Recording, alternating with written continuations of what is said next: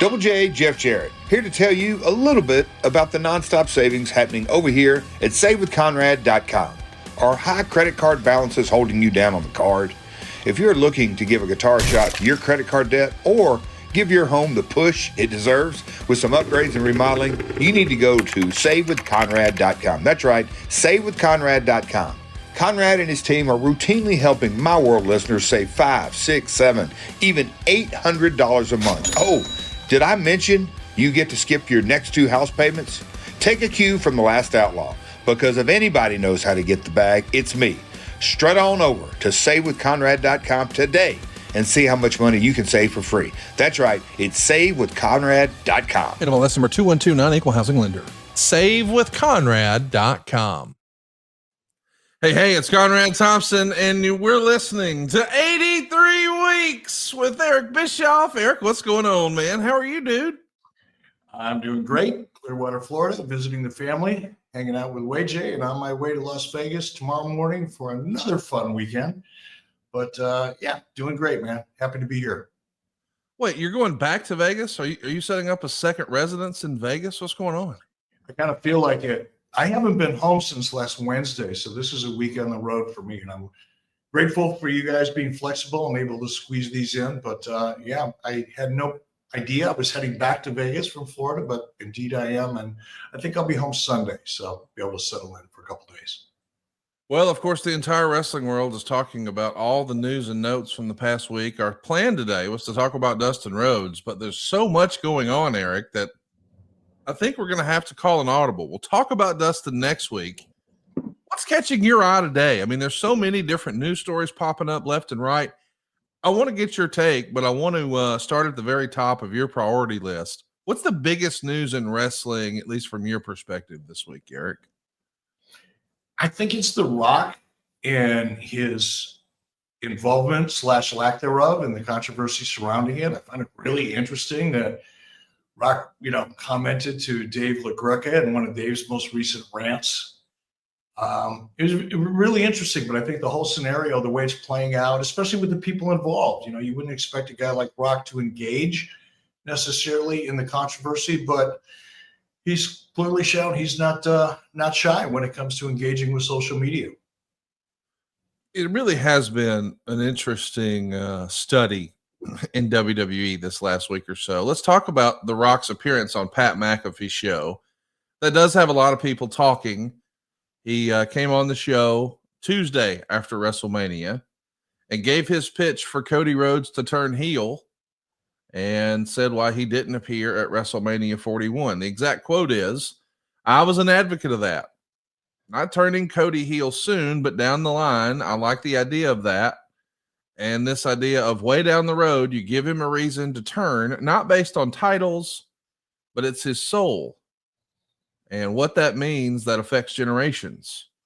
When we got to the Elimination Chamber, we were kicking around ideas, and Triple H said, "What about turning John?" I love it. The next thing is you've got to speak to John and see if he loves it. John loved this idea of turning, and there's this anchor here that I want to root it in. That's a real thing I've been experiencing the past 25 years. I knew then the best thing for the final boss is that we've established this thing with Cody's soul. I don't want to be involved in that. Let the final boss step back into the shadows. Let all the spotlight go to John and Cody, not make it about Cody's soul or John's soul. Let them do what they do. I called John and Cody after the Elimination Chamber, and I said, I think the final boss's work is done. We just pulled off the greatest angle in wrestling history. I'm always here if you need me, but it's best for the final boss to not be involved in that finish. What the hell do you make of this, Eric? I don't even know how to frame it. It's unusual, to say the least. And if you take your emotion out of it and just step back and without any bias, ask yourself, does that sound plausible? Could that have actually happened that way? And I think the answer to that is yes. We weren't in the room. We weren't a part of those discussions. Is it a possibility that the way Rock laid it out was the way he really saw it? Absolutely. Does it have some holes in terms of logic? Sure does. And unless you're in that room and a part of those conversations, I don't think we'll ever know. It sounds to me like this is, Rock's explanation for why he did what he did. It's, on paper, I get it, but still, there's the issue that we talked about immediately following the last night, the second night, is you started a story and walked away from it. And look, if Rock wasn't The Rock, if Rock would have been any other, top performer in WWE, might not have had as much impact or residual effect, backlash. But the fact is, it was The Rock. And that immediately raised the expectations. And I don't think you can look backwards in the beginning of a story and say, well, I know that's how we started it, but I think I'm going to step away. You can do that. And obviously they did it, but not without a cost. And I think the controversy that we're hearing right now is the cost. I didn't get a chance to see Monday night. It sounds to me, based on what I've read, that Monday night they kind of reset the story and found a solid path forward. But yeah, this whole thing is just kind of a cluster, if you will, baby. Yeah, it is not a good cluster. This is not a good look. I mean, it feels like, I'm sure you've at least seen, we'll pivot and we'll come back to The Rock. I'm sure you've at least seen that WWE over WrestleMania weekend announced that they were going to be debuting a new Netflix show this summer. And it's described as WWE Unreal. For the first time ever, step into the WWE writer's room and outside the ring with your favorite WWE superstars, where the drama is just as intense off stage as it is under the spotlight. And there's a clip from the trailer that actually revealed what WrestleMania 41 was supposed to look like. And it shows basically the plan all along was Cody Rhodes and John Cena. We'll break down some of the rest of the card in a moment. But I find this interesting that we're led to believe that they've got all this drama and all this effort and all this time and work that goes into the writer's room. And Eric, you've been a part of that, or at least seen that process in the confines of WWE. That's accurate. But we're to believe that The Rock just shows up at Elimination Chamber and says, what if we turn Cena heel? And they're like, oh, that's a great idea.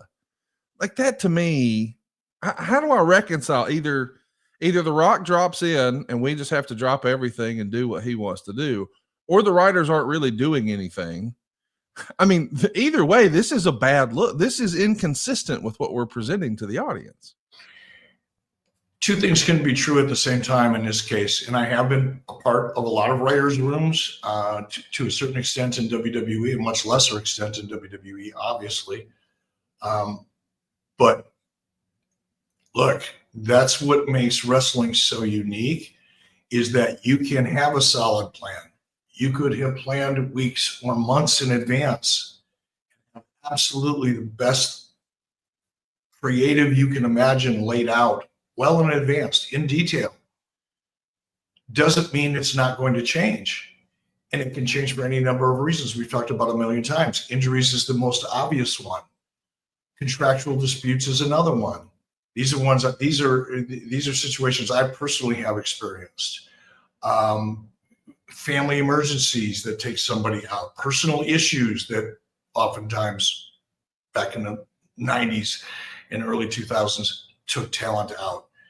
Or if you're really lucky, somebody comes up with a better idea. And I'm giving everybody the benefit of the doubt, because although I don't know Rock personally, we've worked together a little bit, very little bit, had a few, conversations that were very brief. So I don't know him. And I also don't know John Cena on a real personal level. I've certainly worked with him a lot more, and I have a good sense of what he's all about, and as well as Cody. So there's nothing but respect for everybody involved. But that's one of the things that makes wrestling unique, is that you can have plans, and for any number of reasons, including a better idea that everybody goes, wow, I really like that. Sometimes you're faced with a choice. Do we go with an idea that everybody feels like a better idea? Or do we stick with what we've got because, well, that's what we have planned? And there's value in that. Don't get me wrong. Pre-production is the key to good production in every way. But sometimes an idea just hits you, even though you've done all the work, and you adjust on the fly. We got to talk a little bit about the line that really caught Jeff Jarrett's attention. While The Rock was appearing on Pat McAfee Show, he's sort of breaking out exactly how he came to appear at Elimination Chamber. He says, I got a call from Ari Emanuel, who we know owns TKO. TKO owns WWE. He's been my longtime business partner and one of my best friends for over 20 years. And he said, we need help at Elimination Chamber. Ticket sales are a little slow. But beyond that, he goes, what we are finding is with Elimination Chamber, it's becoming the pay-per-view that's been interesting. Fans have had fun, but it's also a conduit to WrestleMania. And how do we create an Elimination Chamber that people must tune in to see? How do we create that? And he goes, right now, we don't have that. And he said, will the final boss show up? And I said, well, let me give it some thought. Let me get back to you. So I gave it some thought. I got back to Ari. I got back to Triple H and Nick. We had a call. I said, I have an idea. What's most important to the final boss? The most important thing to the final boss isn't titles. It's not money. It's not fame. Been there, done that. Grateful for that. The final boss wants your soul.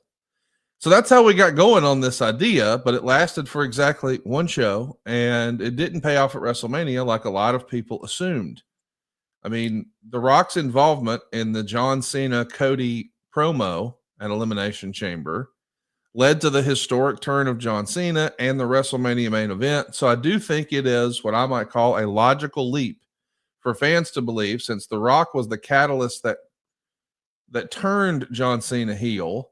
He's integral to the story. He'll be there at the payoff. And I think the reason people were so frustrated with night 2 of WrestleMania is not just Travis Scott's involvement, and I don't think that as a reason is a reason to be upset, but the time it took for him to get down the ramp, that's another story.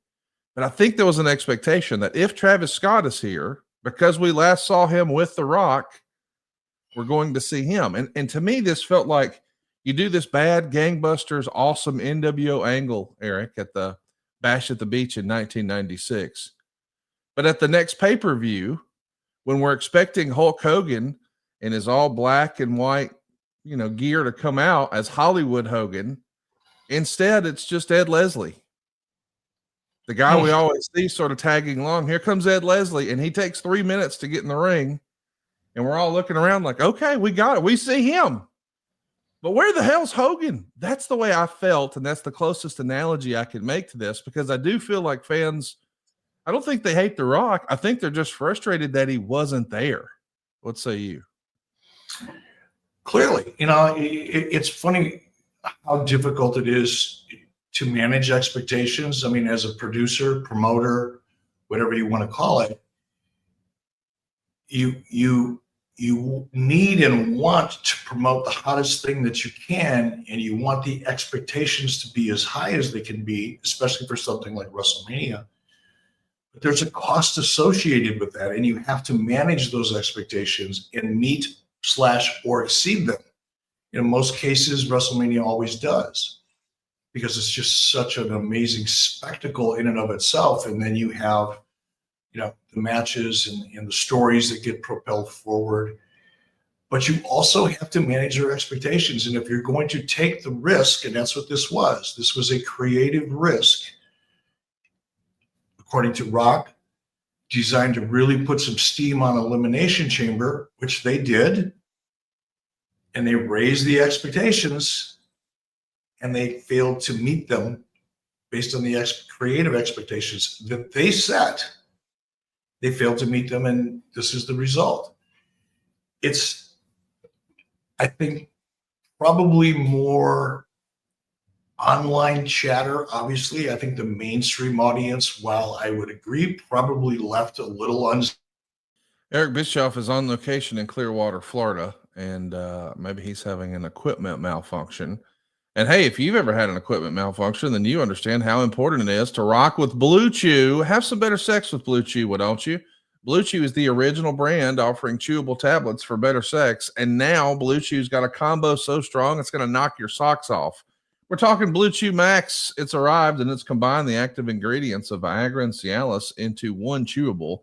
This is a combo that acts fast and lasts. Guys, get ready. You can now be ready whenever she needs it. And you can get your first month of Blue Chew free. You see, great sex is just a few clicks away. Sign up at bluechew.com, consult with one of their licensed medical providers. And once you're approved, you'll receive your prescription within days. Blue Chew's tablets are made in the USA, prepared and shipped directly to your door. And the best part is it's all done online. Now, that means no visits to the doctor's office, no awkward conversation, and no waiting in line at the pharmacy. So make your life much easier by getting much harder and discover your options at bluechew.com. We've got a special deal for our listeners. You can actually try your first month of Blue Chew free whenever you use the promo code 83Weeks. Just pay for the $5 shipping. That's promo code 83Weeks. Visit bluechew.com for more details and important safety information. And we thank Blue Chew for sponsoring today's podcast. So, Eric, we got cut off there in the middle of your answer. Do you want to sort of pick up where you left off there? Yeah, I'm sorry. I lost my internet here. What were we talking about before we lost it? We're talking about The Rock at WrestleMania and his non-appearance. Yeah, and I think where I left off was probably talking about, managing expectations. There's an expense in raising them, and there's clearly an expense if you don't meet them. And I think that bill has come due with the controversy that we're hearing. I think what I was also saying is that I think the mainstream audience, the 90% of people who watch WrestleMania at home, probably weren't nearly as affected by this controversy as the people who live for controversy and online chatter, debate, arguments, just general negativity. Those people are up in arms. Of course, they're overanalyzing and analyzing, and the world is telling us what they should have done and could have done. And it's not that they're wrong.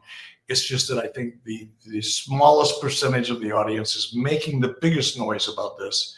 And at the end of the day, it sounds like they picked it up on Monday. Stories going forward will drive interest, and they'll continue on. It was a speed bump in the big scheme of things. A disappointing speed bump, but it was a speed bump in the big scheme of things. I do want to, you and I normally veer away from trying to talk about negative stuff, but I can't help but try to be a little negative in this because I do want to put my tinfoil hat on and wonder about these conspiracy theories. We have seen and heard, even going back to last January, not this January, but 2024, when The Rock came back and was seemingly going to set up Rock and Roman at WrestleMania. There was a narrative online of people who believed that The Rock just dropped in, having not really paid attention to what WWE was doing, and he wanted to make the biggest WrestleMania in history. And we know that what we got was Cody finishing the story. And we saw The Rock on night one, and it was indeed the biggest WrestleMania in history. The Rock wasn't at this WrestleMania, but this was the biggest WrestleMania in history when it came to attention, when it came to pay-per-view, when it came to sponsorship. Of course, when I'm saying pay-per-view, I mean gate and the media rights. And I mean, more people saw this between Peacock and Netflix, you would think, than ever before. So I can't help but wonder, why would The Rock show up the Tuesday after? It almost feels like he's explaining, hey, this was not my fault. I was at home on my couch. I think there was a lot of heat on WWE Sunday night based on where's The Rock? And for him to do the media appearance on Tuesday and say, oh, I was at home watching on a couch with my friends and family. That to me came off like there's more behind the scenes. More pissing contests. Maybe The Rock felt like, as we've all heard his promos, he wants to make history. He wants to be a part of the biggest shows and the biggest events and the biggest gates, and he wants to be the record maker. Well, if the rumors are true, and this WrestleMania did like $80 million or something crazy like that, and they did it without The Rock, does that create a little bit of back and forth between certain figures inside the tent at WWE and The Rock? What do you think? I don't know. My mind just doesn't go there. Could it? Sure. Could there be some political tug of war or creative tug of war going on? I don't think there's any doubt that Triple H is in charge. I don't think there's any doubt that the creative team as a whole is pretty cohesive, just from the outside looking in. Could there be an issue with someone like The Rock? I mean, let's face it, he's got a certain amount of gravitational pull, given who he is and what he's accomplished. WWE is going to want to leverage that. I saw it with Vince, when I was there in 2019, getting Rock to show up at the Fox debut was like the premiere was like the most important thing anybody could focus on for quite a while. Of course, he came in at the last minute and he did his thing because he had a schedule. He's a busy guy. He wasn't part of, the day-to-day operations. He worked it into his schedule and was able to show up. But I also saw the collateral expense. We won't call it damage. The collateral expense, which is an incredible amount of time invested by writers and producers and all of us really working together, not knowing how to time the show, because Rock also has a history of, if you give him 7 minutes, plan on 17, but it works. So nobody's really bitching about it too hard. It generally delivers in a big way. But there's a conflict with a guy who's not there full time, who's not a part of the process. I used this example the other day. It's like when you're producing a television show, there's a million threads. It's like 1,000 count bed sheet. There's a million threads that bring it all together, and each one of them are as critical as the other, because if one thing goes wrong, the whole production crashes in many respects. So you need to have redundancy. You need to make sure that every thread in your production sheet is woven tightly and there are no loose threads. Because if we pull one of those threads, and before you know it, the whole thing unravels. And when you're not there every single day, absorbing some of the nuance involved with talent and stories going forward, if you're not a part of that, it's easy. And it has nothing to do with bad intentions or being an egomaniac or thinking you're better than everybody else or you're more important. It has everything to do with it. You take a guy like Rock, who, okay, I'm available, I can do this. Creative has to, they're writing on the fly. And a lot of times it doesn't matter, because someone like Rock's going to do what Rock feels most comfortable doing. He's earned that right. And he's delivered. So he's going to come in with a certain expectation that he's going to have some flexibility and control over what it is he does, because he does. And that is also true for guys like Cena and Cody and Hulk Hogan. Everybody made a big deal about creative control. Well, if you listen to these guys talking, they all acknowledge that the talent has to kind of sign off on this stuff. So you've got a lot of people that have strong creative influence, if not creative control. And if one of those guys comes in and decides, okay, I'm going to pull this thread right here because I can fit myself into that spot, without realizing how it affects everything else around it, that's a real problem. It's the price you pay to bring in someone like The Rock, in my case, to a large degree, Hulk Hogan, especially early on when he had a limited number of dates. And Hulk would want to come in and he had an idea, had months to think about it, weeks to think about it, people pitching him ideas all the time. And he would come in and he would pitch an idea that he was passionate about. And it might have been a great idea, but it affected 25 other things. And I think that's probably what's happening with Rock, is his intentions are good despite the perception that people have of him. I think he just really wants to be successful, whether he's the record holder or not. He's associated with WWE. People know he's on the board. They know his relationship there. He wants it to be successful. That matters more to his overall reputation than his individual stature. I think too much is made of that. It's like, oh, his ego's so big, he wants to be the guy that sets the record. I don't believe that to be true. I think he wants to be involved in really successful stuff because it's way more fun and it's a better use of his time and the gravitational pull that he brings with him. But I think it's more just a matter of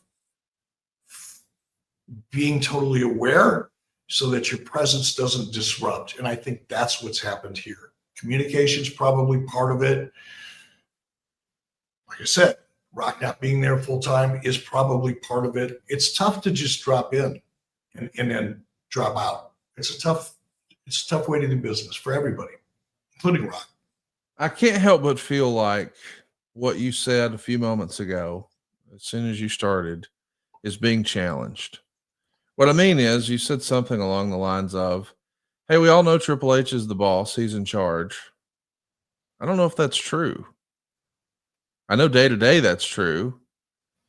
But even in The Rock's interview with Pat McAfee, he didn't say, I got a call from Triple H. I got a call from Nick Khan. He says, I got a call from Ari Emanuel, who we know owns TKO, and TKO owns WWE, and he's my friend and business partner for 20 years. He's framing it like this was a call that was made to him sort of outside the tent of WWE. No disrespect to Ari Emanuel, but he's not in that writer's room. He doesn't know what the plans are creatively, I would imagine, for the next 3 weeks or 3 months or 3 years. But he is looking at a ledger and he sees, hey, we can sell more tickets than we have for Elimination Chamber. And I think they wound up selling like 27,000 seats or something. The run, but certainly that Rogers Center could have held more. But that note to me feels like maybe that's The Rock intentionally being divisive. And Dave LaGreca, who hosts Busted Open Radio, he absolutely went off on Sirius XM all of Monday and some of Tuesday. And then The Rock actually responded and he says, hi, Dave. The business is a complete work. Always has been, always will be. Every aspect of it, every match, every interview. Please join me, Cody, Cena, Brian, and the rest of us for our creative discussion so you can expand your perspective. Until then, stop ranting. It's not healthy, my friend. Enjoy the show. P.S. Tell Bubba I have Grand Marnier and hush puppies for all of us. What do you make of this? I mean, even the comment, please join me, Cody, Brian, and the rest of us. The rest of us? I really don't even know how to respond to that. I was shocked, like I said, opening this up, I was shocked that Rock took the time to even respond to that. Especially because all it's going to do is continue to stir the pot. And maybe we're all just, gullible. And because we think we know a lot about the wrestling business, we're all jumping on some of these theories because it kind of makes sense based on the impression we have of the people involved. And it kind of fits a dramatic, behind the scenes story, drama, conflict. Maybe that's just our nature as wrestling fans to look at that. It's probably why, the internet wrestling community exists and why dirt sheets exist, because people just are fascinated by speculating and about what could be and what the theory is behind why people say it and what people do. Like, I think it's unfortunate. I'm surprised Rock responded to Dave. And I get your point, though. He's made that, even that message made it sound like he's in that writer room every day, which. Well, hang on. Who's not mentioned? Let's go back to the quote. I mean, because this is what sticks out to me. Please join me, Cody, Cena, Brian, and the rest of us. He's not mentioning Triple H one time. He's not mentioning Bruce Pritchard one time. See, I didn't even notice that. Kowski one time. I didn't even notice that. Maybe I should have. I didn't notice that, really. That's what stood out to me the most. Here you are saying, and I'm not arguing that, Triple H is at the top of the org chart when it comes to content. He is the chief content officer, I think is what they're calling him. So instead of a COO, he's the CCO. But still above him, we know on the org chart, there's Nick Khan. And above him, well, there's Ari Emanuel. And Ari called Rock. The whole thing just feels like, man, there is some uneasiness and upheavalness. I almost wonder, did The Rock later, after he said, hey, I'm done after Elimination Chamber, was he interested in showing up at WrestleMania because he knew it was going to be a huge financial success? And Triple H and WWE said, we got it. We don't need you to just drop in by helicopter every now and again and just throw a grenade in the middle of our creative. We got it. We'll be fine. Just sit this one out, bud. Is that what happened? No. I mean, there may be people thinking that, but nobody said that. And with Ari Emanuel, who I've never met and don't know, I know of him by reputation, as a lot of people do. He is Rock's agent. He was Rock's agent first and foremost up until recently. I don't find any of this. I'm just not as compelled to buy into the conspiracy. I really do think it was bad communication. I think Rock jumped in, decided he was going to try to have some fun at Elimination Chamber. I don't think there was a lot of thought put into what do we do at WrestleMania until it started getting closer to WrestleMania. And for whatever reason, Rock didn't participate. I don't know what that reason is. I just don't think that with Ari at the top of TKO, that there would ever have been a conversation internally. It's like, nah, Rock, we got you. Don't worry about it. Maybe next time. We don't really need you this time. I don't think anything like that was said or implied or inferred. I just don't. But I do. Man, I'm not there. People are people. They all have flaws. We all have flaws. I certainly do. I've got an ego. I've got pride. Sometimes I think that I'm absolutely right and find out otherwise. Performers in particular are guilty of that. They're passionate. They're not necessarily people who think like analysts. They're inspired by creativity, and sometimes they're inspired over the wrong things at the wrong time. I don't know. But I just don't see it being as political or nefarious necessarily. I'm not saying it's not. I just don't see it that way. Now, Eric, let me ask you something. If this continues over a period of time and we keep seeing this back and forth, I'll probably have a different opinion. But right now, I just think bad planning, bad execution, everybody's covering their ass. That's what I think all this is. You don't think 2 WrestleManias in a row is enough evidence? How many WrestleManias should he try to fuck up in a row before you think that he was involved?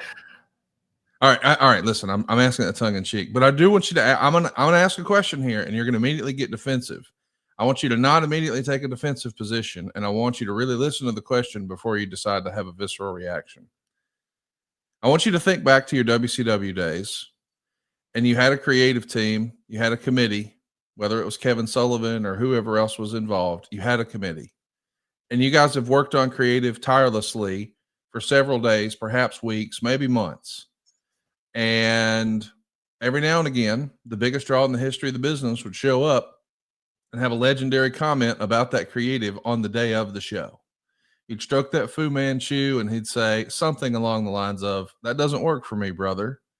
Now, I'm not talking about whether or not Hogan made the right call. That's a conversation for another day.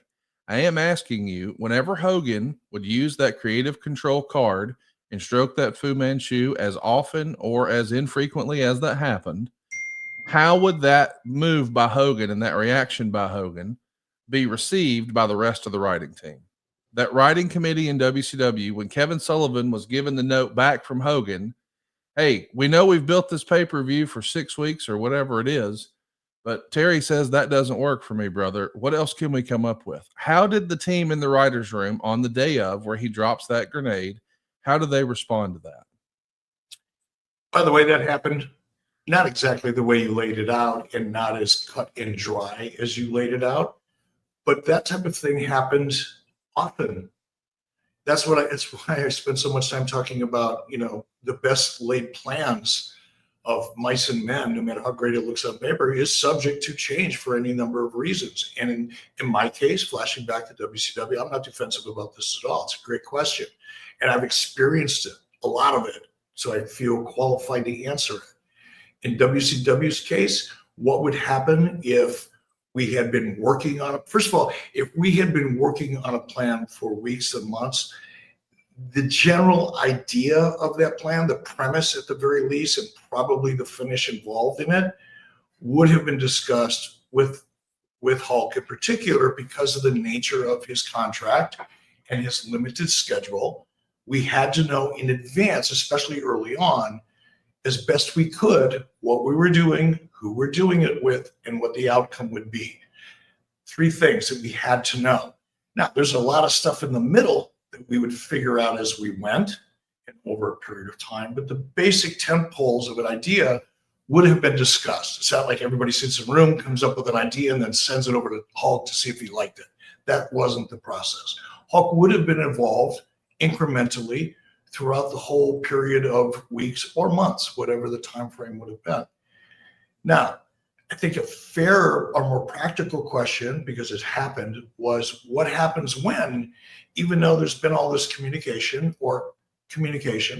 don't want to suggest there was an abundance of it, but we spent time communicating. There was buy-in initially, and there was buy-in throughout the majority of the process. What would happen if, for example, Hulk or anybody else would have come in and said, that doesn't work for me?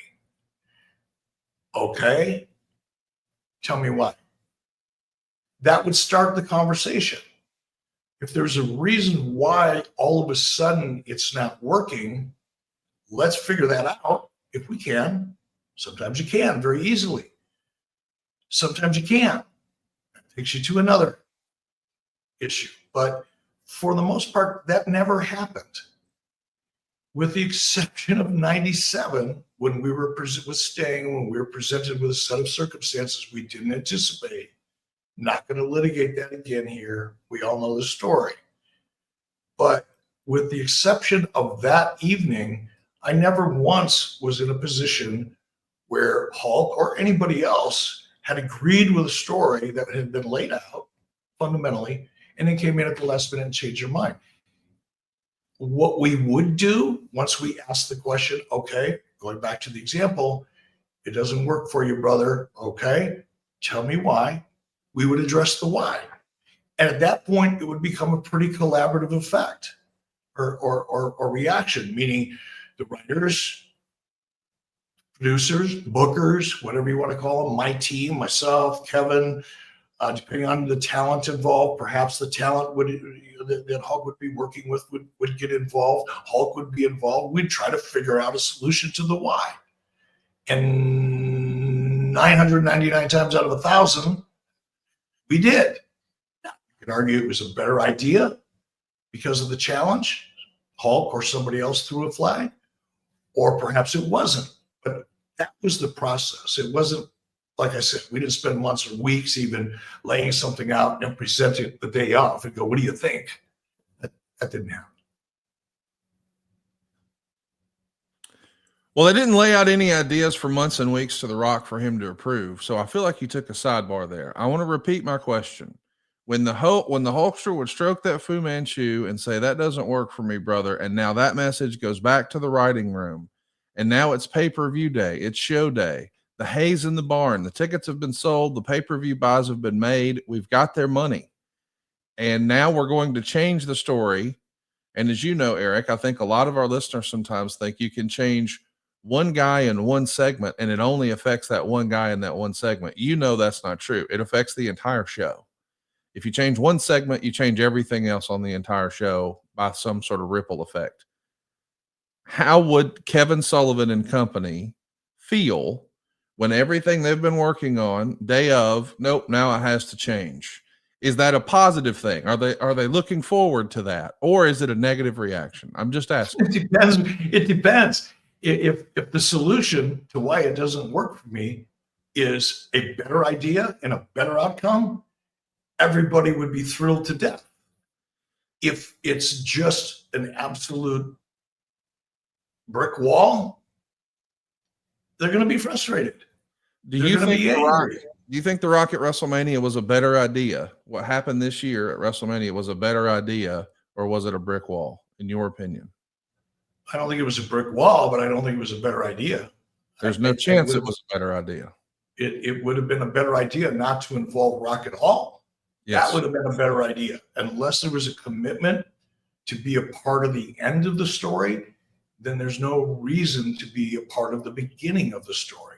So what we said the night of, immediately after the show. Let me ask you this. Do you think, I'm not asking this to be a smart ass, but you're going to think I'm being a smart ass, but I'm trying to make a point to the audience and I want you to hear it all the way.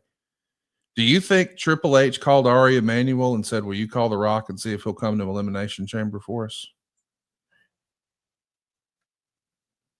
I have no idea. Maybe.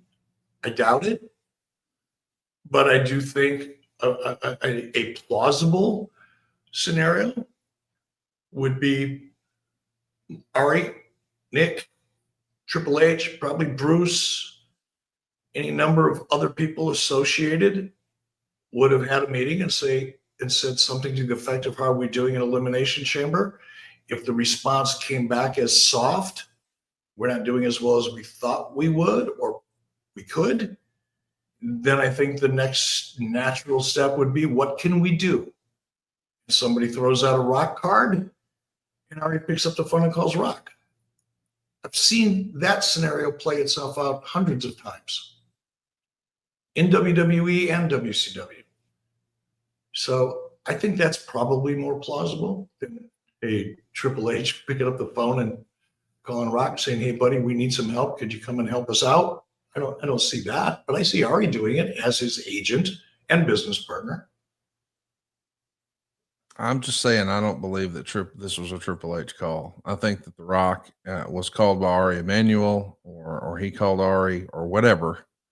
And this was just sort of forced upon Triple H and company. That's the only thing that makes sense to me. Yeah, look, I wouldn't want to be Triple H. He took a lot of heat, and maybe he deserved it. Maybe he didn't.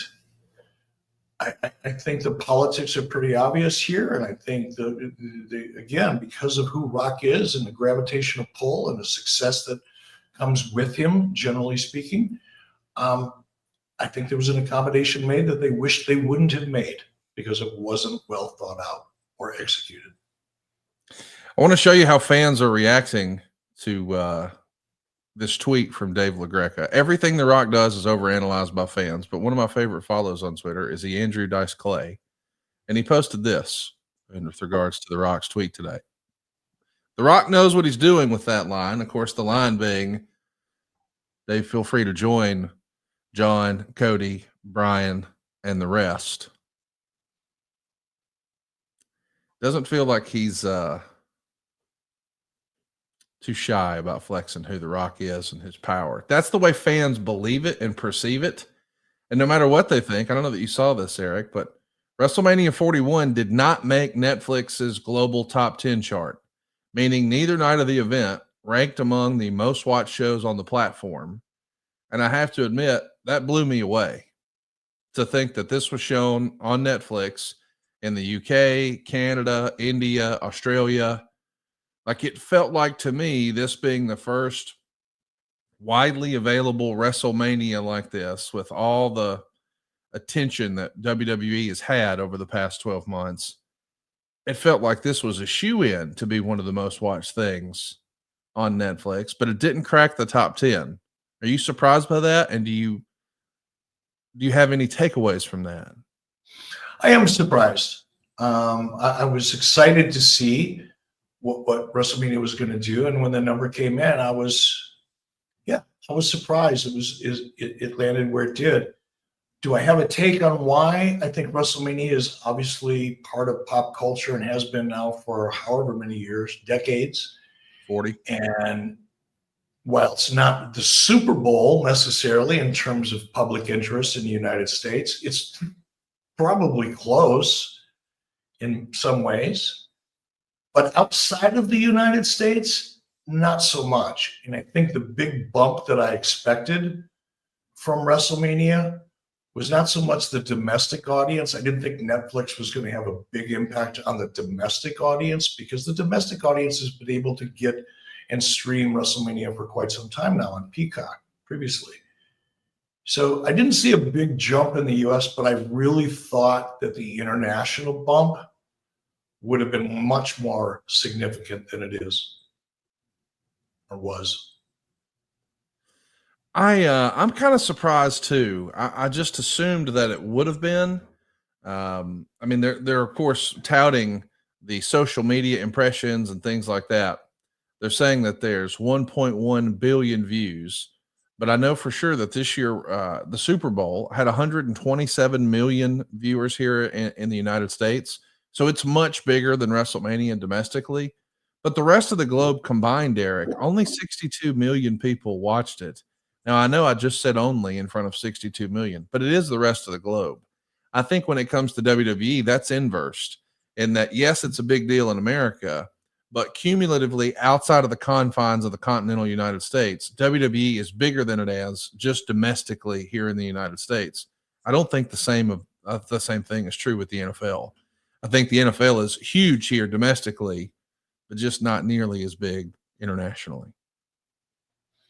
I don't disagree. The WWE has had decades to create their international footprint and have done so very well. Last time I looked, I think they were in like 186 different countries. This is before, Peacock and all that.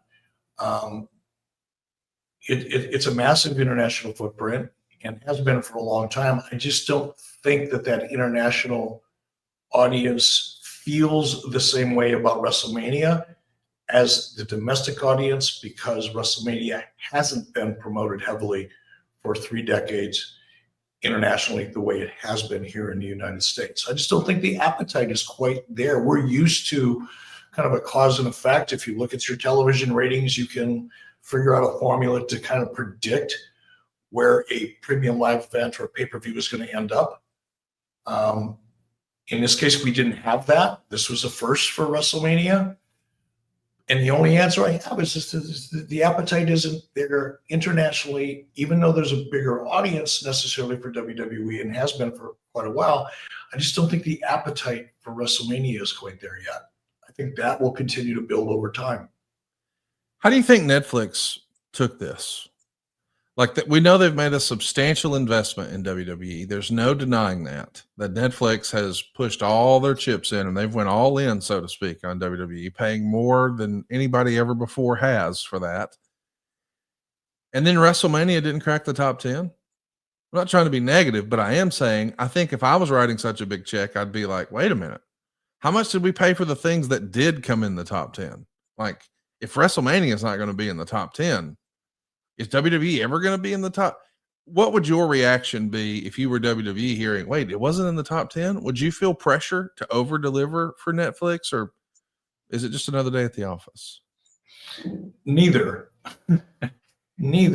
Sure, you feel pressure because you have to service your client. And in this case, WWE's client is their streaming partner, Netflix. They're paying for a product, and there's a responsibility and pressure to deliver, not only to service your client, but also to service your brand.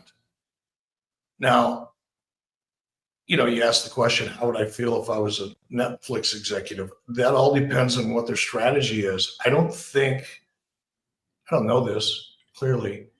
I don't believe that Netflix was looking at this investment as any kind of a short-term ROI. I think Netflix made a decision strategically, long-term strategy, to be number one in live streaming. WWE was a big step in that long-term plan because of the nature of the audience, because WWE was able to bring such a huge streaming audience along with them. It's not like launching a new program or, spending $14, billion on a movie or whatever, that you get one shot at. And if it makes money, great. If it doesn't, write it off and put it on a streaming platform for free.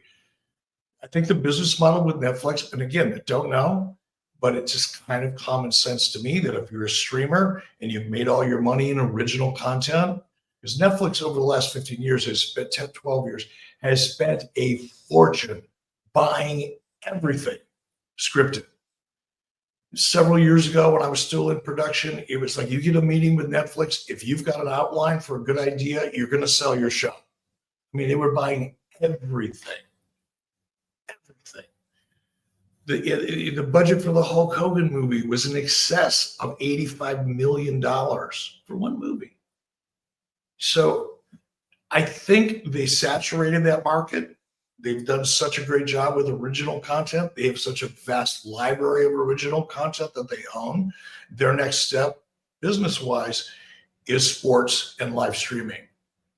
WWE and that acquisition was a part of that strategy. It was a tactic. Let's acquire something that already has a built-in audience that's live, that people are used to watching live, and they watch every single week. Let's acquire that and continue to build out our live streaming platform. If I'm right about that, it's a long-term play, and they're probably looking at ways to continue to grow that number. I just don't think it's a short-term return on investment. I don't think anybody looked at this deal. What is it, a 5-year deal? I don't think anybody looked at this deal and said, man, we got to make, we spent, $5 billion on this. We've got to make $7 billion in the next 5 years.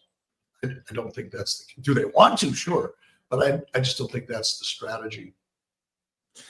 I was surprised that the first WrestleMania globally free on Netflix was not in the top 10.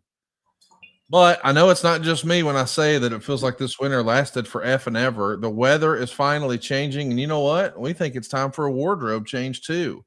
If your jeans are stiff, uncomfortable, or just past their prime, it's time to swap them out for something fresh. Enter the perfect jean, stretchy enough to leap over puddles, but stylish enough for backyard barbecues with the in-laws, and still comfortable enough to go from the office to happy hour.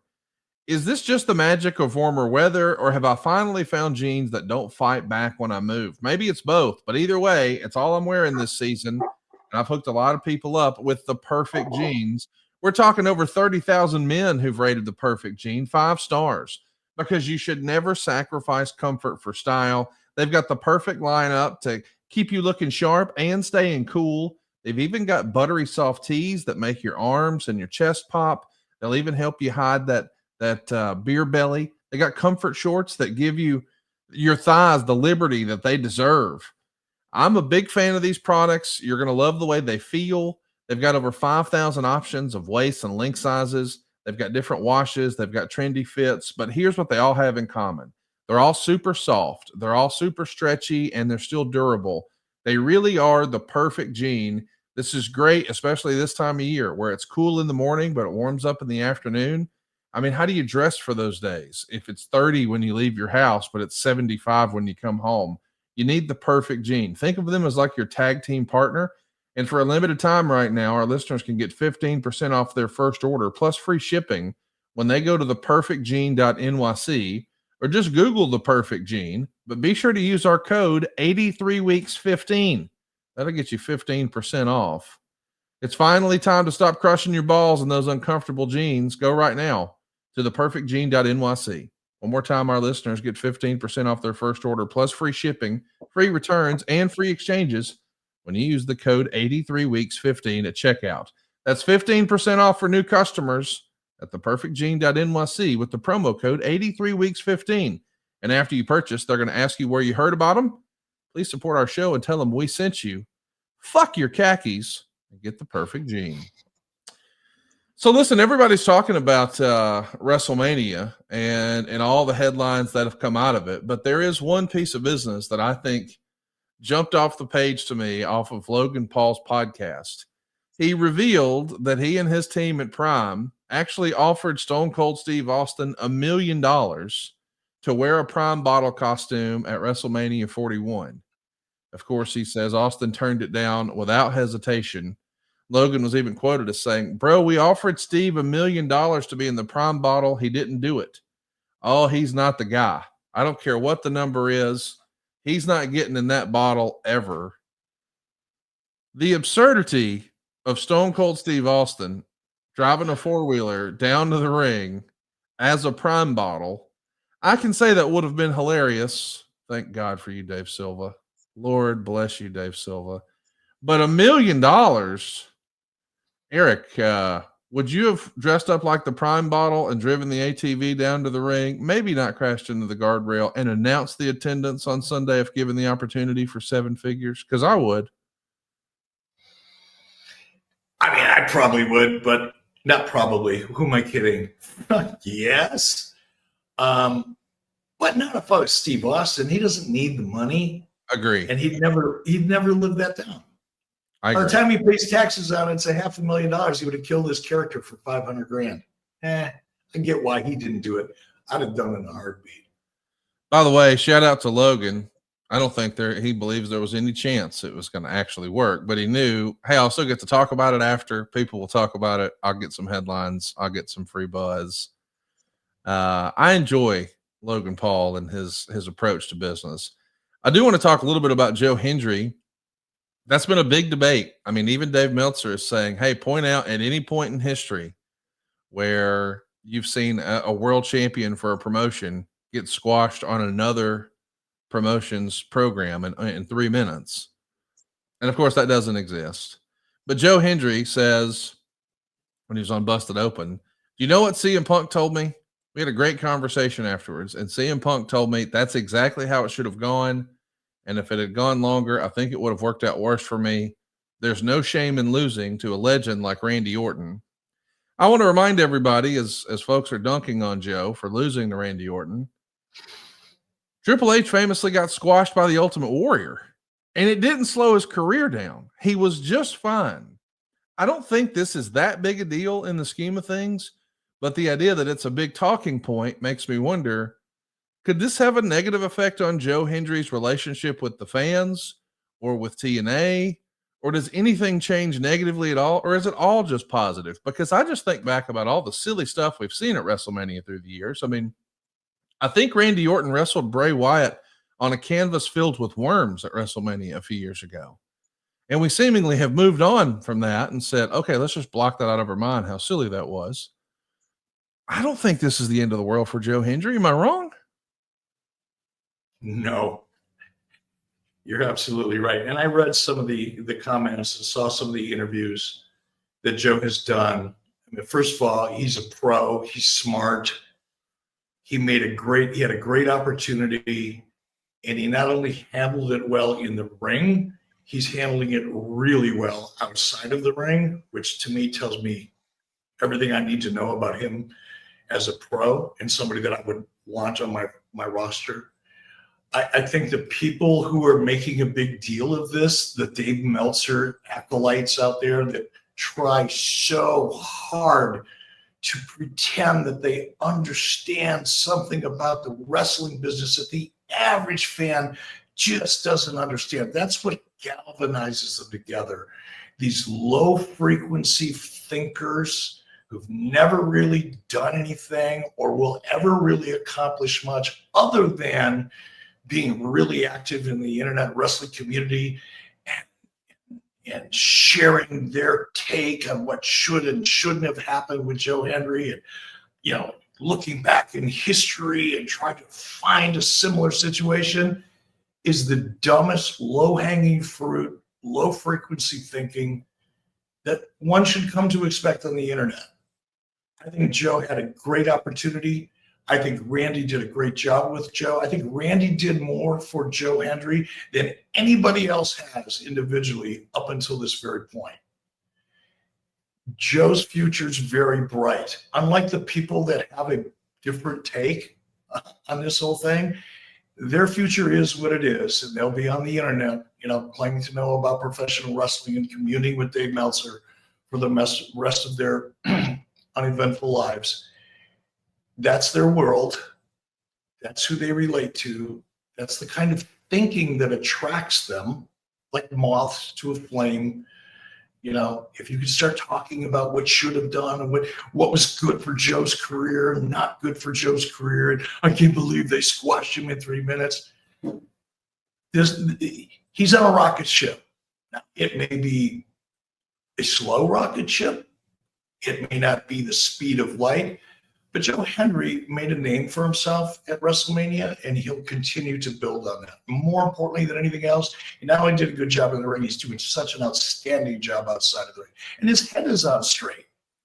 Thank goodness he's not one of the dirtbags that are following Dave Meltzer on the internet and think like he does, because this guy would have never gotten out of stocking shelves at a Walmart. Good for him. We should talk about some other news and notes around WrestleMania. Of course, we saw the Austin footage. I think that everything is okay. I feel like that young lady who maybe took a tumble or had a fall on the other side of the barricade, she seems to be all right. Thankfully, nobody was hurt. But the POV of that footage has released, and wow, what a cool perspective that is I think we may have that to show you here, Eric.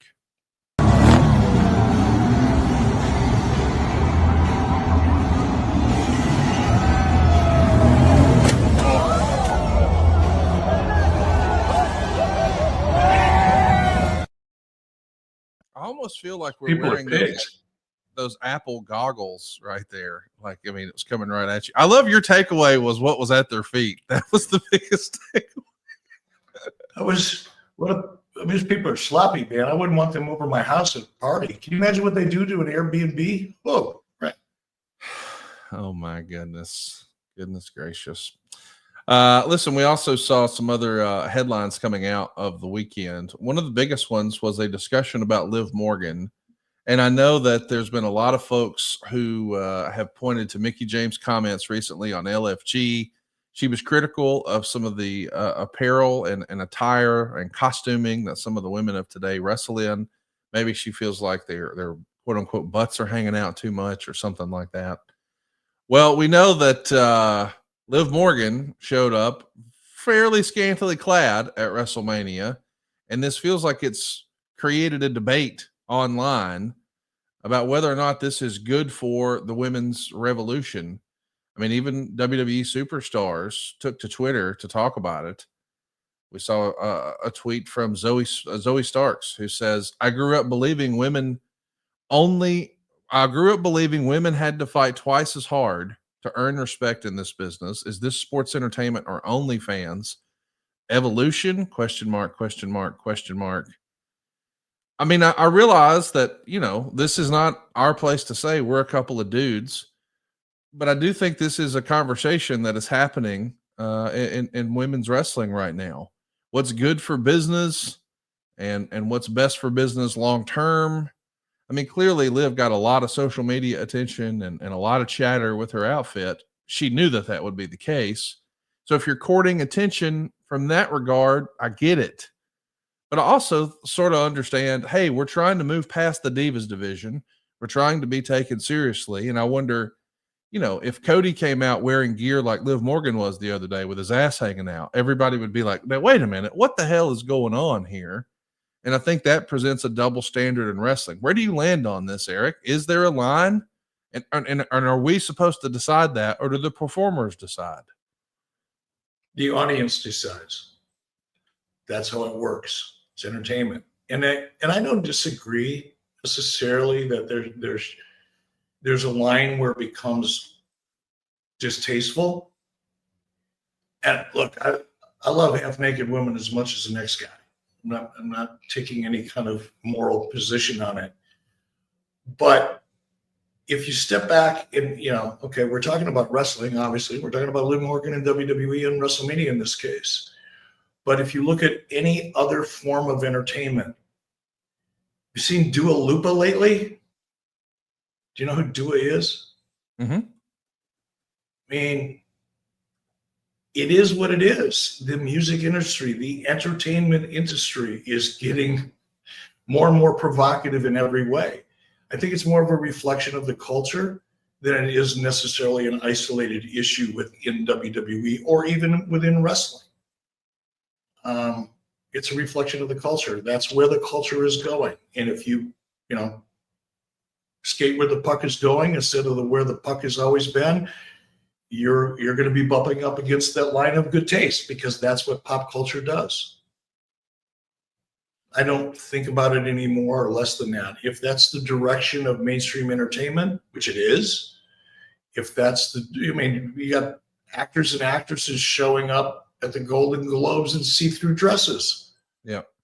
I mean, at what point do we just stop picking on professional wrestling because it suits our social media narrative and it gives us something to talk about and get likes or dislikes about? Well, hang on now, Eric. I mean, I'm not trying to cut you off and be argumentative here, but a lot of those movies that are at the Golden Globes and the Academy Awards and the Emmys, they're not marketing toys to children. Like, I've never seen Minnie Mouse, twerk that thing in a thong. Never seen that once. I've never seen, the Little Mermaid pop out in the bikini or looking like she's doing some OnlyFans thirst trap posts. Never seen that. Well, WWE is targeting 18 to 49-year-old males, like most sports. So, or sports adjacent, I guess is the right way to say it. That's their target audience. Yes, some kids watch it, just like some kids watch a lot of things that are very, very provocative, that aren't necessarily targeted towards kids. I think it's unfair to say WWE targets kids. WWE has a young audience, to be sure, but I think their core audience and their target is clearly 18 to 49-year-old men in particular. All righty. We'll agree to disagree. You're just trying to get me to hammer on WWE today. Oh, no, not at all. We're talking about WrestleMania. I mean, let me ask you this. What did you think of Dynamite last night? I, along with a lot of other people, didn't see it. I didn't watch it. What did you think?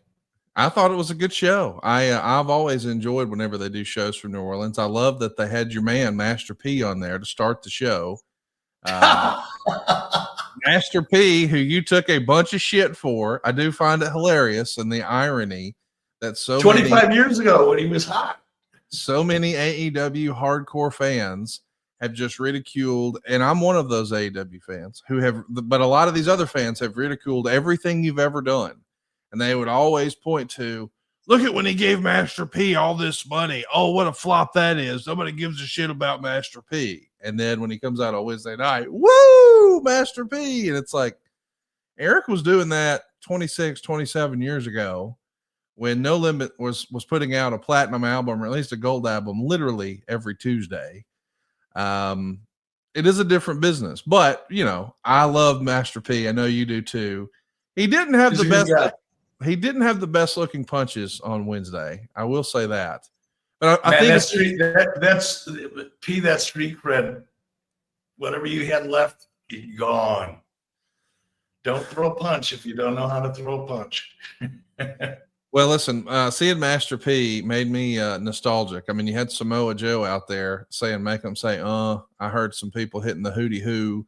I mean, listen, wrestling occasionally is about nostalgia. And you know that if you're listening to the show. Well, how about some nostalgia cereal? We've been bragging on Magic Spoon for a long time here. Their cereal tastes just like the ones you grew up on, except they're not loaded with all that sugar. Instead, they're packed with protein. And now Magic Spoon has launched a brand new high-protein granola. And true to the Magic Spoon promise, it's packed with protein and oh so crunchy. The treats are high protein. They're crispy, crunchy, airy, and an easy way to get 12 grams of protein on the go. You've heard me talk about these bars before. They're just like the ones Mom used to make, especially when you get them in that marshmallow flavor. But what about chocolatey peanut butter or dark chocolate? I'm a big fan of double chocolate, and I double dog dare you to try it. But now they've just introduced Magic Spoon's brand new granola packs. You'll get 13 grams of protein and 0 added sugars. They come in delicious flavors like dark chocolate almond, honey almond, and peanut butter. So go get $5 off your next order at magicspoon.com/83weeks, or look for Magic Spoon on Amazon or in your nearest grocery store. That's magicspoon.com/83weeks for $5 off. And I also want to brag on a friend of mine. I'm talking about my friends over at Envision Marketing Consultants. Eric Nichols specifically, man, he helped me grow my business so much back when I first started advertising. We've had a long-term relationship with advertising in my real life over on the mortgage company side of my world. I started advertising quite a bit in 2009 and 2010. I was buying billboards, I was buying radio, I was buying TV, but I didn't really know how to market online. And then I did what I always do. I reached out to my trusted advisors. And at the time, well, that was radio and television salespeople. And they took my order and they took my money, but I got no leads. I had no idea what I was doing. Eric Nichols taught me a lot about the space. I understand the space more. I understand when I'm buying more. And more importantly, I'm getting more leads and my cost per leads went down. So if you'd like more leads and to pay less for them, you need to talk to my guy. It's conradsguy.com. Let Eric's team take a look and see what your company is doing in digital marketing. And I'm talking to you if you're doing any SEO or pay-per-click or targeted display, or maybe you just want ads on streaming video like Hulu, YouTube, or Amazon.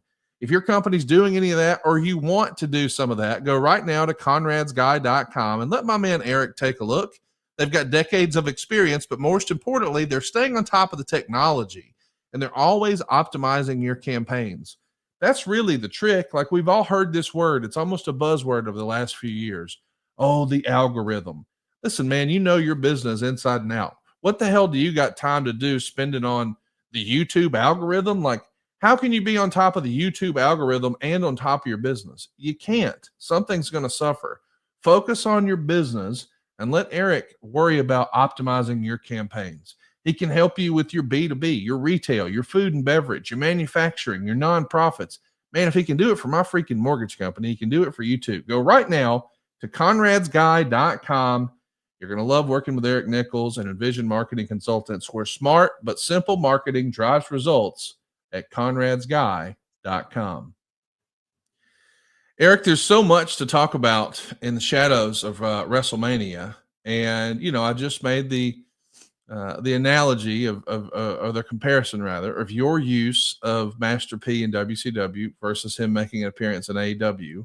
Well, perhaps WWE's taking a page out of your book. There's a report that's come out since you and I have been recording this morning that says that they're actually aiming towards a tag team match. There's been a pitch for John Cena and Travis Scott to work a tag team match together at some point during this year. That feels logical based on everything we've heard. It feels like we've heard Triple H on more than one occasion say that Travis Scott says this feels like his full-time job now. He loves it. He wants to do it. We know that Burt Kreischer's got the bug. We know that Bad Bunny has wrestled. We know that Logan Paul is doing phenomenally well. But once upon a time, man, when you had Dennis Rodman out there, people thought you were killing the business, brother. What do you make of this? And listen, I know I always go to the Dennis Rodman comparison, but we didn't have social media the way we do now in 1997 and 1998. If social media existed in 97 and 98, how much bigger a star would Dennis Rodman have been, Eric? I mean, it would have been unbelievable, right? Yeah, because he was courting social media before there was social media. Yes. He was so outrageous, and he was doing it just for fun.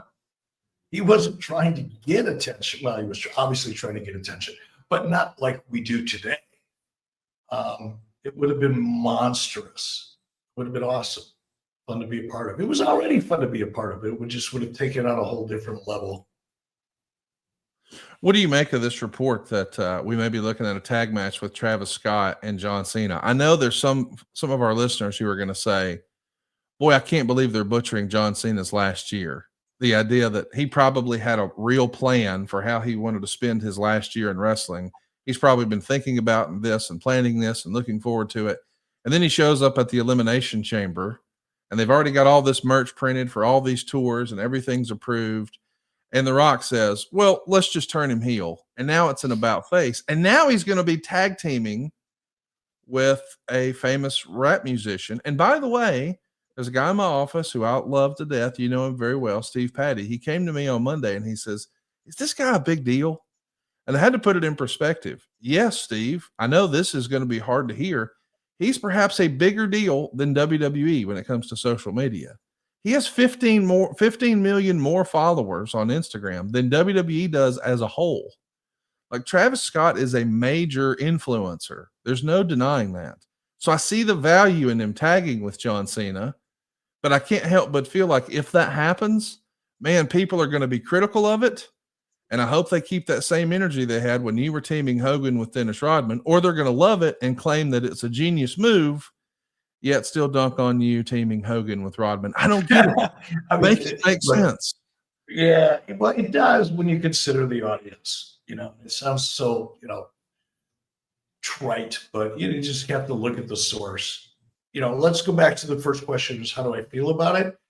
I mean, the timing right now, it's hard for me to go, that could be interesting, because we've seen Travis Scott twice thus far. Neither one of them moved the needle for me. Now, I'm obviously not a Travis. I know who he is. I certainly am aware of him, but I'm, I know it's not on my playlist, right?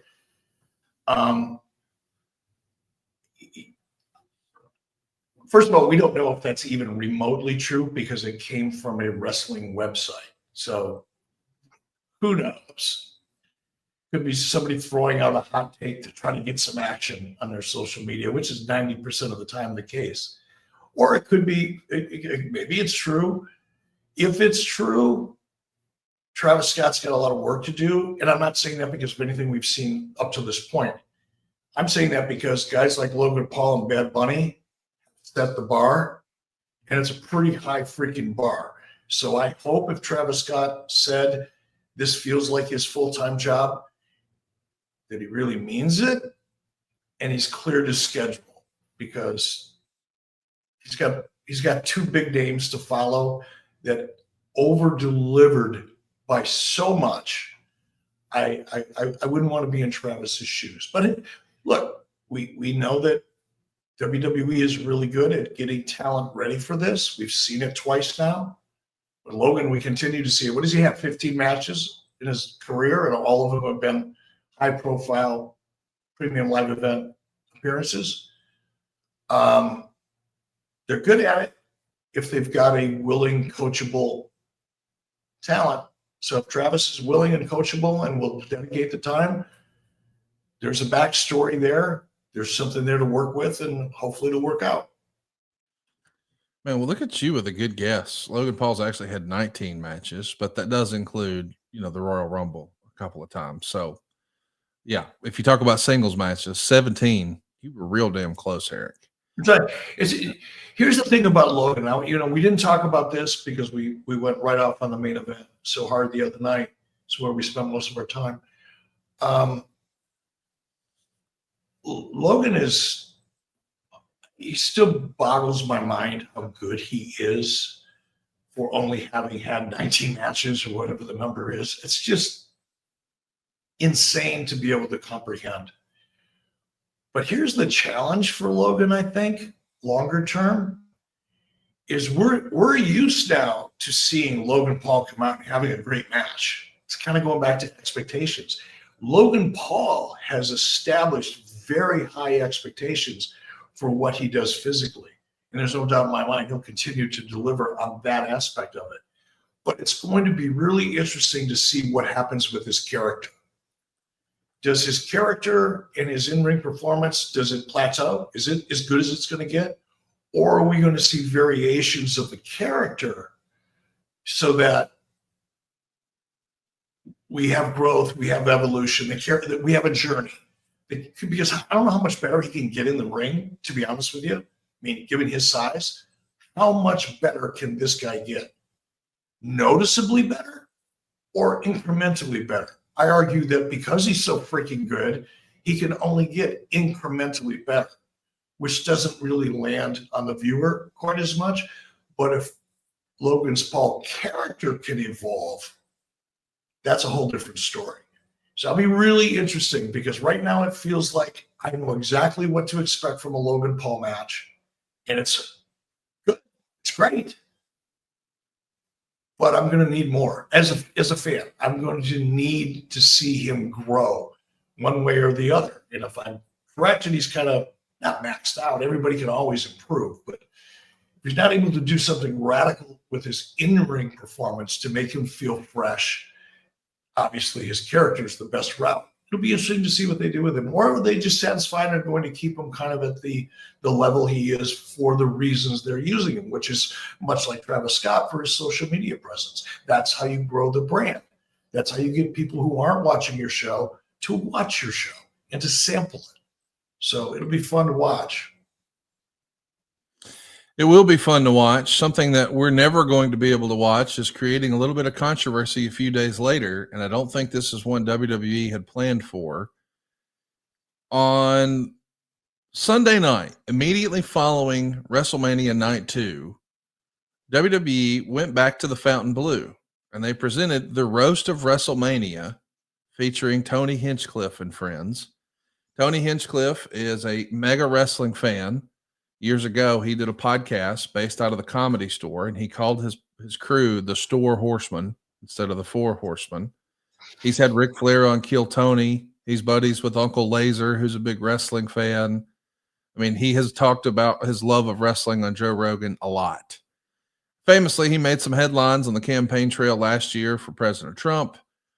But now he was in the business of roasting WrestleMania. And there's been a lot of roasts in wrestling, but this is the first one that WWE has done. And WWE apparently was nervous about this getting out there because they know that out of context, roast jokes are pretty brutal. So I believe the term is a Faraday bag, but I've used one of these when I've done a Joe Rogan concert before, or performance before. You have to, when you go in, put your phone in a bag and you're not able to record anything. I don't think WWE filmed it or recorded it. No one was planning on releasing it, but as you may imagine, somebody in the audience did, apparently a few somebodies. And some of those comments are coming out, and well, they included roasting people who weren't there. Now, I, for one, am a big fan of comedy, and I love roasts. I've promoted a few roasts. I'm with it. I understand it. But I think when you're a publicly traded company with as much at stake and on the line as WWE and TKO, I get why they want to be careful to make sure this isn't released. But then when it is released, and you hear that there are jokes about people who aren't even in the building, who don't even work for the company, or who work for the company but are just trying to go to sleep in their hotel room, and they wake up to, wow, people are taking shots at you. This feels like a risk that maybe is backfiring on WWE a little bit. Would you have done the roast, Eric? And if you would have done the roast, if the answer is yes, I would have done it. Would you have made one of the rules, hey, we can only roast people who have agreed to participate in the roast? Am I overthinking that? No, I don't like roasts. I'm not doing it anymore. I don't want to go watch other people's. Probably if there's something really funny online that I see in another celebrity roast, I may drop in for a joke or two. But the whole thing makes me really uncomfortable. I get it, like you. I understand it, and it's fun. And we all volunteer. I have in the past volunteered to participate, but they just make me uncomfortable. So I wouldn't have done it. Number one, I wouldn't want to have been a part of it, either producing it or on camera. But if someone forced me to, if I was in a job where I had to do it, I would have done everything that I could to make sure that everybody who is going to be roasted was aware and not necessarily have approval over the content. You can't do that, but at least they would acknowledge that they're going to be a part of it and could be the brunt of a joke, so that they're ready. Because it's one thing, I have a pretty thick skin. There's very little anybody can say to me that will get under it. But it's not just me, it's my family, it's my kids, it's my wife. And I would want assurances that if I was part of something, you say whatever you want about me, but leave my wife and kids out. And I've seen that too many times where people venture, off. And I don't like it. I guess if I had to produce it, I would have made sure everybody was aware they're going to, be the part of a joke. And I would have made everybody put their phone in a bag. I would have searched them. I would have made them go through a metal detector like at the airport to make sure they weren't hiding any cameras or recording devices on them. I would have done everything I could to protect that and not have it get out. Because, in context, you can laugh along with some of these things, but out of context, it's just hurtful. The thing I keep thinking about is the people who weren't there, man, when they wake up the next day, still in town from working with WWE, and they realize, hey, the company we work for just promoted and profited and all that, shitting on me in my real personal life or whatever it may be. It just feels off. And I wonder, hey, what is the risk reward ratio for WWE on this? I don't know how much money this thing made. Let's say it made a few $100,000. Fuck it. Let's say it made $1 million. Is it worth it with the potential backlash that you get? I just don't think the risk reward ratio is there for a roast. I think this is the last one. Yeah. Wouldn't surprise me. I mean, you produce them, you know what it's like, and everybody's having fun while you're doing it, and then it's over. Those jokes can leave a mark. I've seen it. Yeah. I mean, and there's, I hate to say it this way, but in a roast, I mean, you're looking for the most foul jokes you can have. So there's going to be dirty jokes. There's going to be racist jokes. There's going to be personal jokes. So to do it without those means it's not a roast. I don't know. It's going to be challenging. So, I hope that. So you said that they mentioned some of the people that weren't at the roast. Were there any names involved? Yeah. I mean, listen, I'll read you off some stuff. They said Jinder Mahal was for the roast, but what they wanted Jinder Mahal for the roast, but he's going through a midlife ISIS. Ooh. Jay Uso's an underdog, which is what Shinsuke ate for dinner tonight.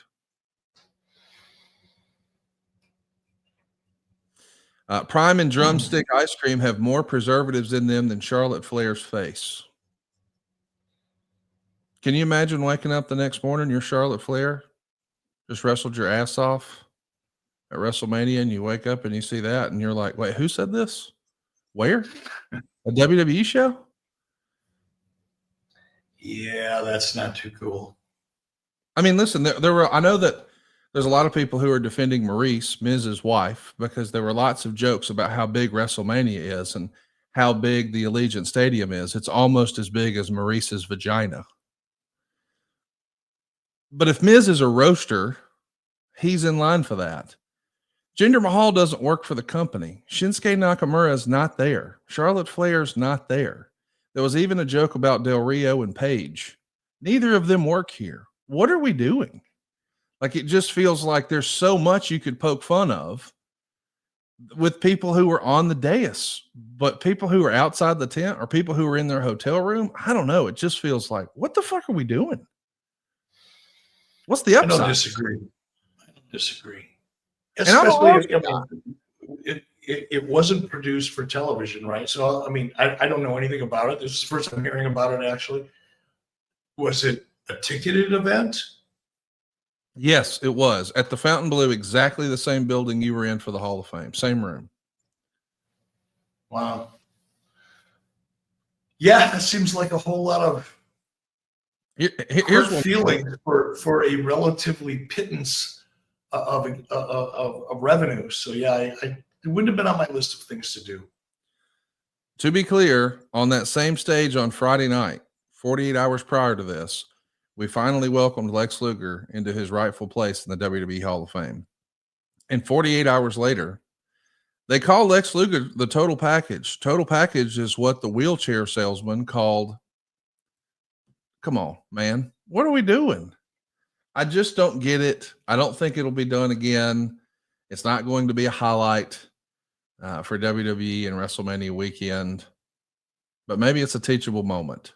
We gotta be better. I think it's interesting that we've made so many strides to talk about the importance of mental health and all that. But then on this, it's like, I understand there's a roast, but I'm saying, I think you should roast the people who were saying, yes, I'm up for this. I'm game for it. But to subject people who are under contract or don't work there to it, it's like, where's the upside? I could be wrong. Let's take a look at some other news and notes before we put a button on this week's episode. We've seen a report come out with the power rankings. Now, of course, this is someone's opinion, but I do want to get your opinion about this, Eric. On the heels of WrestleMania, where do the men and women fall? Let's specifically take a look at the men. We see they're saying that John Cena's number 1, Seth Rollins is number 2, Jey Uso is number 3, Randy Orton is 4, Punk is 5, Braun Breaker at 6, Will Ospreay at 7, Roman Reigns at 8, Dominic Mysterio at 9, and they've pushed Cody Rhodes all the way down to 10. Now, of course, this is just Ariel Helwani and Yahoo Sports doing their power ranking, so we're not saying this is official from WWE. It's Yahoo and Ariel. But I think I want to ask you about your perception about Cody Rhodes going from holding the belt for over a year and falling all the way down to 10. Of course, as we're recording this on Thursday morning, we know we did not see or hear from Cody on Monday Night Raw. I don't know what to expect or not to expect tomorrow night, or as folks are listening to this, tonight on SmackDown. what is your gut reaction to seeing Cody Rhodes go from top of the mountain to number 10 on these power rankings? I don't have a strong opinion about it because this is just somebody's opinion, and I'm curious as to what Ariel used as a basis for these. I don't know what was the methodology here, or is it just personal appearance or personal preferences? So without any of that information, I think it's kind of interesting that Cody went from, like you said, 12 months at the top, and now he's number 10 and has to work his way back up. I find that unusual. My first reaction to that is, oh, it's a work, and now we're going to be invested in watching him get to number 2 and to be the challenger and get that shot. That's the chase, and maybe this is a good way of beginning that chase. But that's only if WWE promoted it. Why Ariel and his team put Cody at the bottom, I don't know.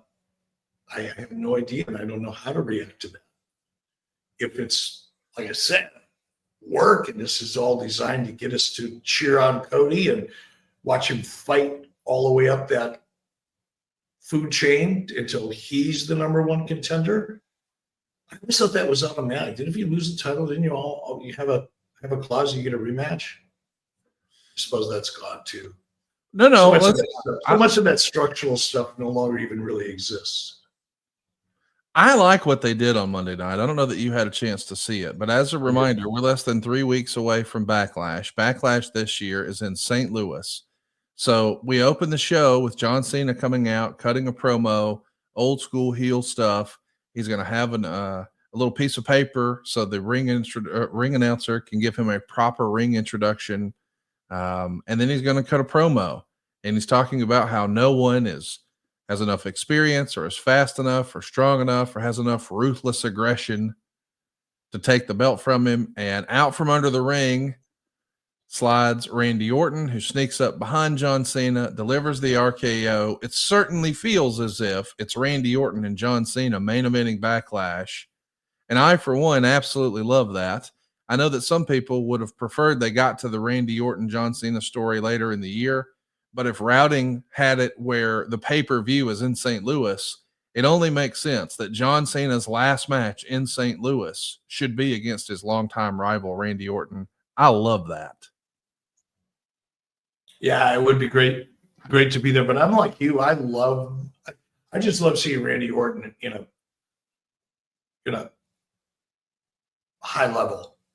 I love seeing him in the main event, semi-main event. He's such a great performer that I want to get every bit of Randy Orton action as I can get on TV for as long as I can get it. And I think him and John are going to be a great matchup.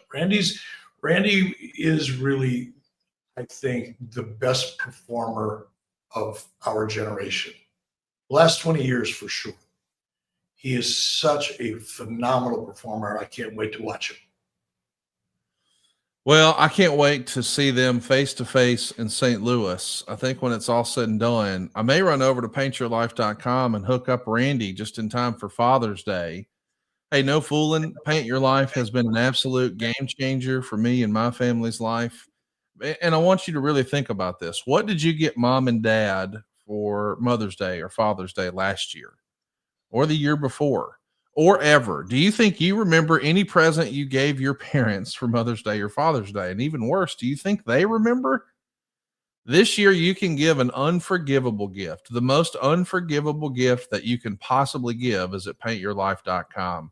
That's where you'll find that you can take a picture just off of your phone and turn it into a hand-painted portrait to fit almost any budget. Seriously, if you've got a favorite photo of your family, you can actually use that as the inspiration for Paint Your Life. Or you could combine photos. Here's what I'm doing for my cousin Derek. His parents passed away before his son was born. So his son will never meet his grandparents. And that really weighs on my cousin Derek that, his parents never got to enjoy their grandchild. But thanks to paintyourlife.com, I've been able to take photos of him as a baby with his parents holding them. And now we're going to paint his son into the photo with him now present day. So we're going to make that family reunion possible. And I can guarantee you Derek will never forget that gift. He's going to hang it with pride in his house. And anytime people come over, he's going to say, yeah, my cousin Conrad got me that. And I made it all happen quickly and affordably at paintyourlife.com. They make it so easy. They've got tons of options. You choose the artist, you choose the medium. Like, do you want it as an oil painting or an acrylic or a watercolor? They can even do charcoal. They can even hook you up with a frame. You'll be communicating directly with your artist to ensure that your portrait is painted just like you dreamed it, and it can be to you in as little as 2 weeks. Hurry right now and check out Paint Your Life. I'm telling you, you're going to be glad you did. Paint Your Life will transform your photos into a one-of-a-kind, beautiful hand-painted portrait done by professional artists. You truly can give the most meaningful gift you've ever given at Paint Your Life. And there's no risk. Check this out. If you don't love the final painting, your money's refunded, guaranteed. And right now, as a limited time offer, you can get 20% off your painting. That's right, 20% off and free shipping. Now, to get this special offer, just text the word weeks to 87204. Text weeks to 87204. Text WEEKS to 87204. Paint Your Life. Celebrate the moments that matter most. Message and data rates may apply. See terms for details. Eric, Paint Your Life is the real deal. And when you're at home, we normally see you with that iconic painting of Hulk Hogan turning heel in the background. And listen, it's a fantastic present. I encourage everyone to go check it out. You're going to get a great deal. You're going to get free shipping. And it costs nothing to look, as our pal JR says. Just text the word weeks to 87204. I want to talk a little bit about what's next for Cody Rhodes. You know, we mentioned what's next for John Cena. He's going to be working with Randy Orton in St. Louis in the main event. I'm sure it's going to be fantastic. But what would you do next with Cody? That does feel like the $1 million question, because Cody's clearly going to be looking for revenge and payback. What would you do next with Cody, Eric? I like Cody's character as an underdog. I really think that's where he's best suited, meaning I think he's best suited in the chase as opposed to being the champion. And maybe it's because you put that power ranking in front of me and I saw Cody at the bottom, but there's something about watching a guy. This is just true in our cultures. It's true in storytelling in general, has been forever. People love to watch you rise. They enjoy watching you fall, but they really, really want to see you come back. And I think the comeback for Cody is he's best suited for a great comeback story. We kind of saw it once, right? When he first came into WWE, having left AEW. And I think we'll probably see not a similar version, but a version of a comeback story. I think the obstacles that will be placed in front of Cody going forward are going to be surmountable, but it's going to be tough. I think they're going to put a lot of things in his way to overcome, storyline-wise. But I think he'll get there, and I think somehow he and John are going to come together.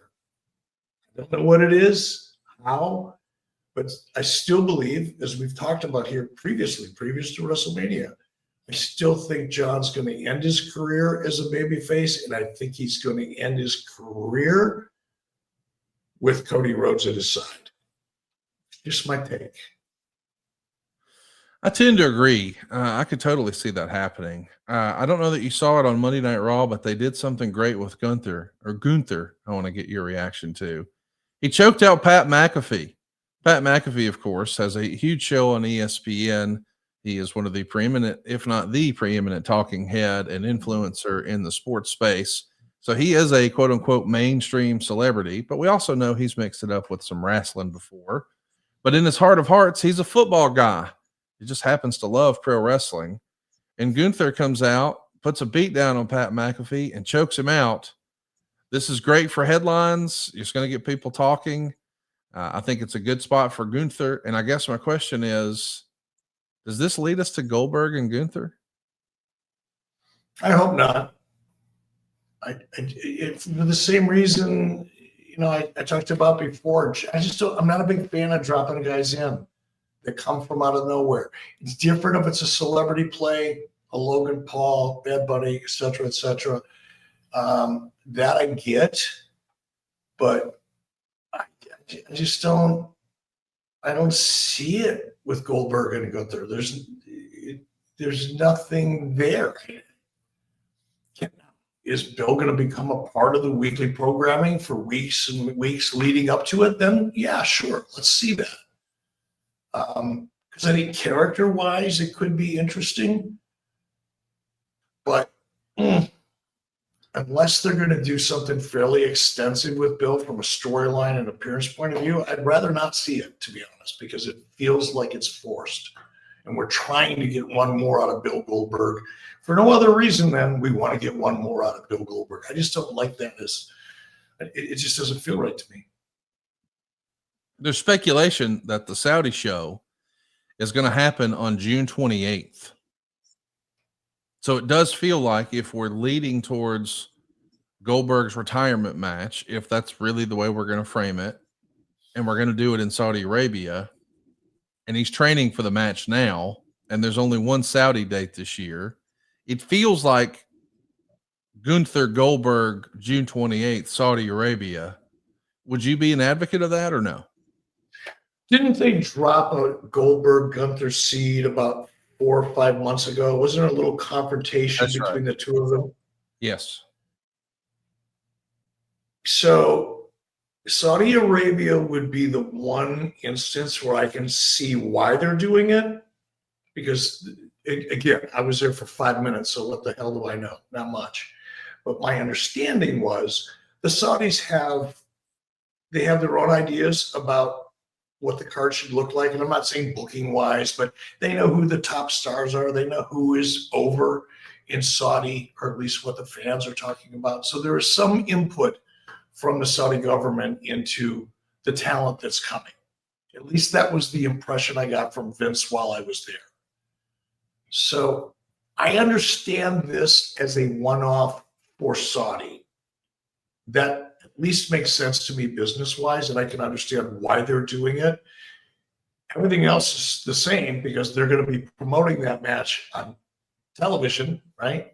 Either SmackDown or Raw. So it's still going to have story. It's still going to be a part of the program.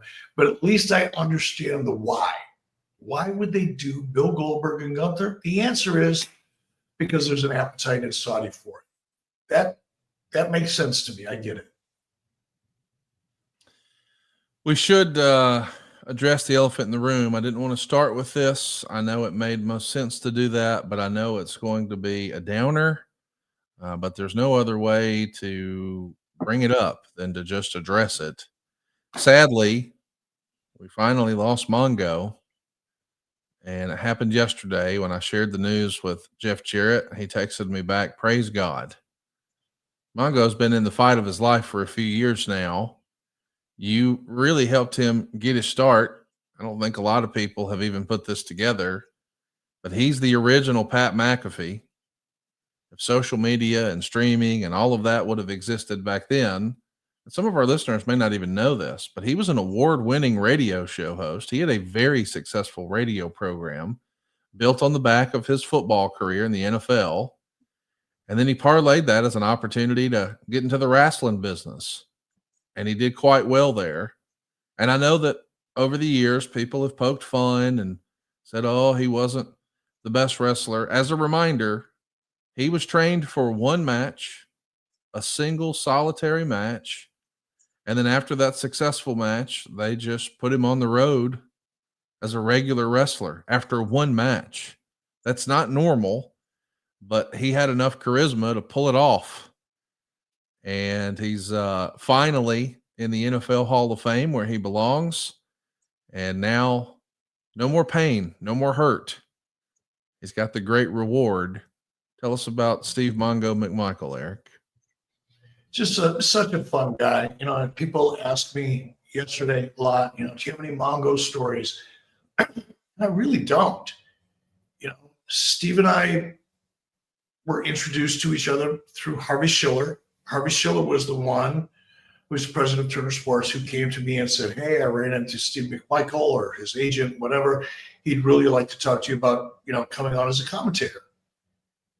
And of course, I knew who Steve was, having lived in Minnesota and being a Vikings semi-fan for a long time, really well aware of Steve and all of his accomplishments. So I was excited to meet Steve. I didn't have any idea what he was like in terms of his personality and how he would come off on camera, but I met with him and we just hit it off instantly, like instantly over lunch. Such a down-to-earth guy, no bullshit, just straight, honest, look in the eye, tell you exactly how he feels. And he wasn't a bully. He was very gentle. You know, he was a quiet guy. And he was married to Deborah at the time. And especially early on, you know, whenever Lori was with me, the four of us would meet after the show and watch the replay in the bar with everybody else. So I really spent a lot of time with Steve and his then wife, Deborah, and got to know him pretty well. And so did Lori. And when we went to Sturgis, for example, it was Steve on his Harley and Deborah on the back. And I, of course, had Lori. Sometimes I'm one of the kids. Lori would switch off with Jarrett, and Jarrett would switch off with Montana, and then Lori would get back on. So I kind of shuttled my whole family out to Sturgis on the back of a Harley. But at night, we would get together, and you know, we had a motor home, and as did Steve. But we would get together in one of our motor homes and just sit around after riding all day. This is my best memory of Steve, is on that ride. And once it was all over, to get into our campground or wherever we were staying, sometimes it was a hotel, and just sit around and talk about the day and the experience. It was just so much fun.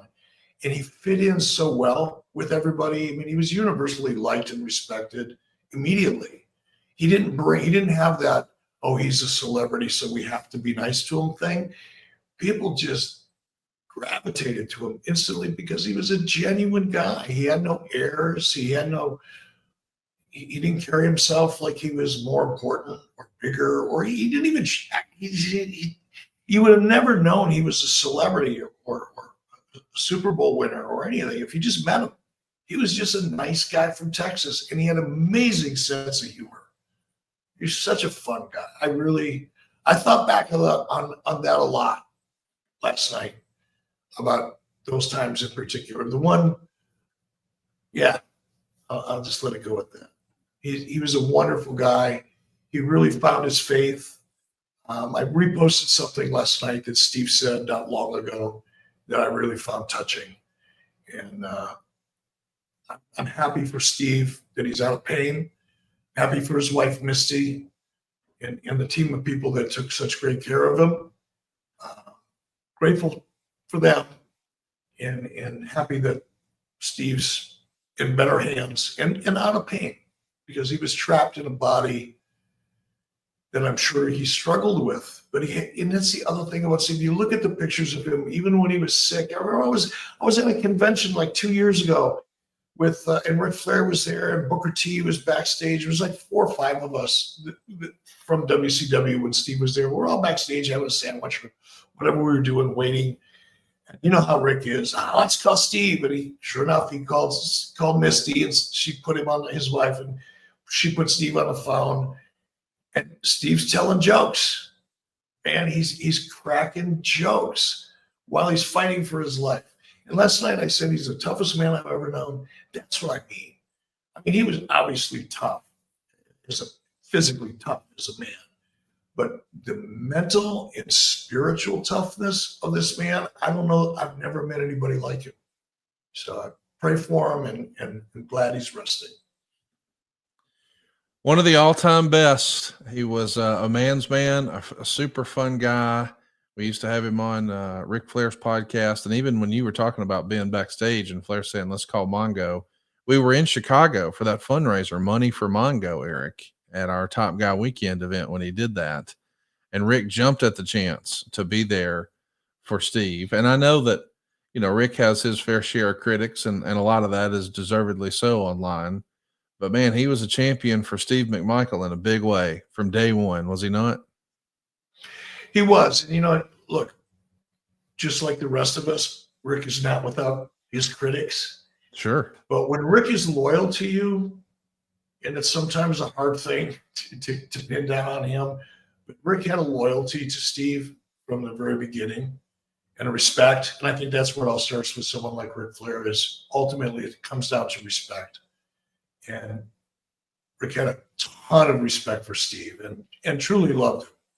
You know, it was kind of cool to watch that relationship evolve.